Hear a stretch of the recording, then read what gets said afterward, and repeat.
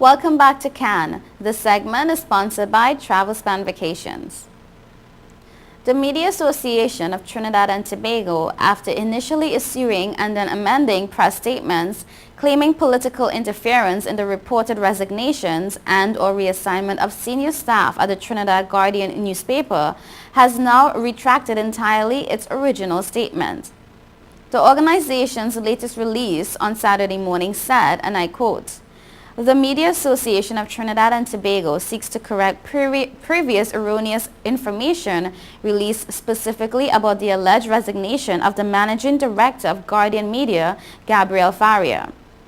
The impasse between the publishers of the Trinidad and Sunday Guardian newspapers and senior journalists has been reportedly resolved following discussions between the two parties.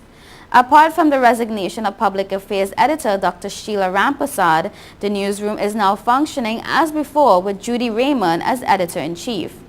Investigative reporters Anika Gomes and Denise Renee, who were initially reported as having resigned, are on the job.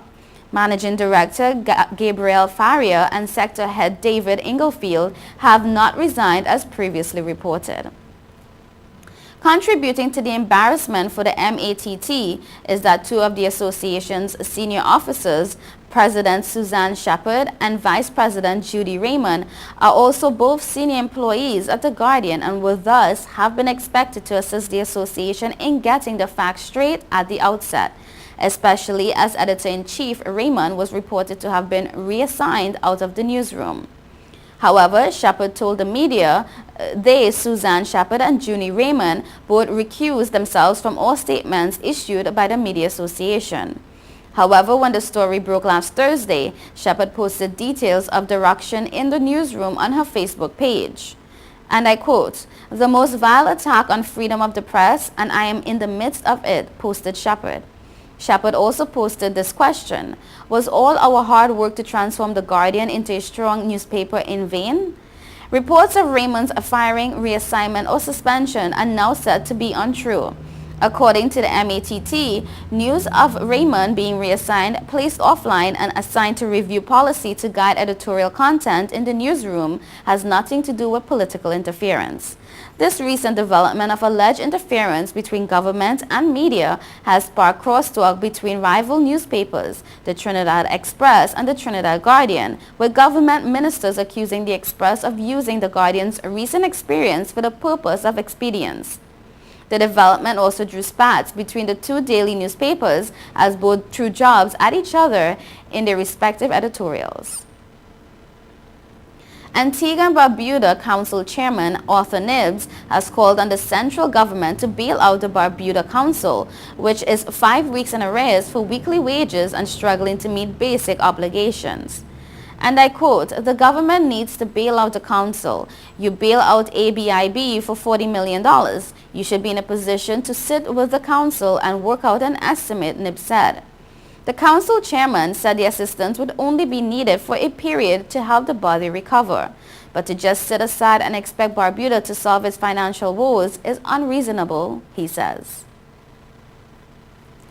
In the U.S. Virgin Islands, Governor John DeJong has sent a letter to Kathleen Sebelius informing the U.S. Secretary of Health and Human Services that the U.S. Virgin Islands has opted not to establish a healthcare exchange.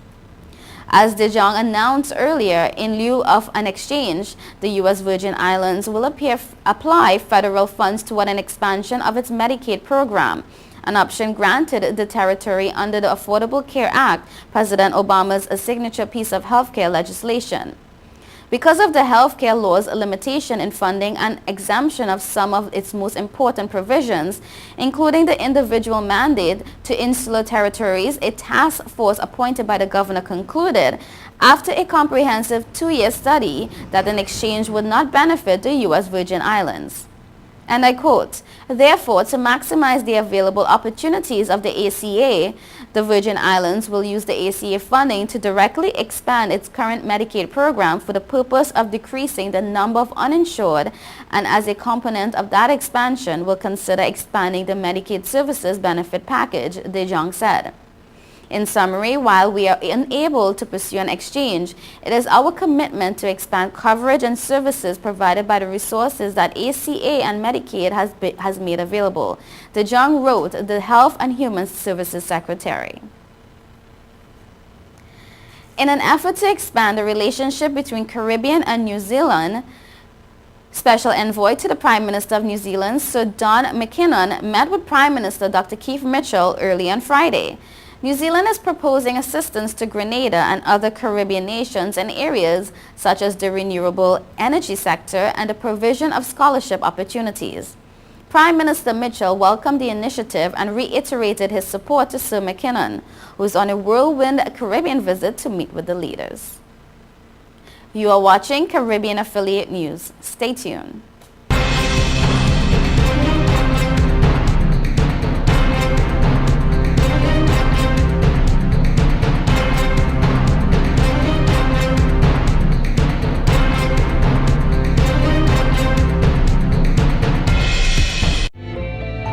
5 million customers use Leica Mobile for affordable international mobile calls, connecting over 2.5 million mobile calls daily, helping our customers stay in touch with their loved ones, whether they be in Asia, Africa, Europe, or the rest of the world.